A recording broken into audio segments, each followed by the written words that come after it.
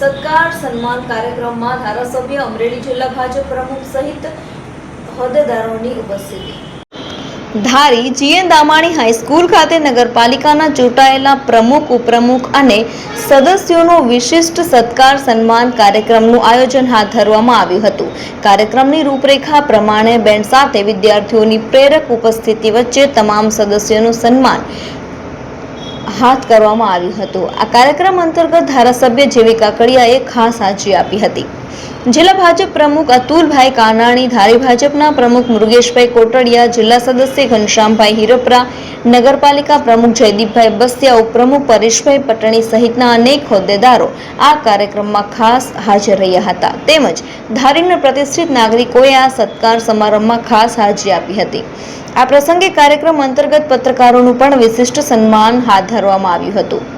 સમગ્ર કાર્યક્રમનું સંચાલન જીએન દામાણી હાઈસ્કૂલના સ્ટાફ અને બારડ તેમજ પરમાર દ્વારા કરવામાં આવ્યું હતું। ખૂબ જ સફળતાપૂર્વક અને ઉત્સાહથી આ કાર્યક્રમ પૂર્ણ કરવામાં આવ્યો હતો। આજરોજ અત્રે જીએન દામાણી હાઈસ્કૂલ ધારી ખાતે ધારી નગરપાલિકાના ચૂંટાયેલા સૌ હોદ્દેદારો, માનનીય પ્રમુખ શ્રી જયદીપભાઈ બસિયા, ઉપપ્રમુખ શ્રી પરેશભાઈ પટણી, કારોબારી ચેરમેન માનનીય શ્રી મનસુખભાઈ ભુવા સહિત સૌ પદાધિકારીને સન્માનિત કરવાનો એક કાર્યક્રમ આજે યોજાયેલો।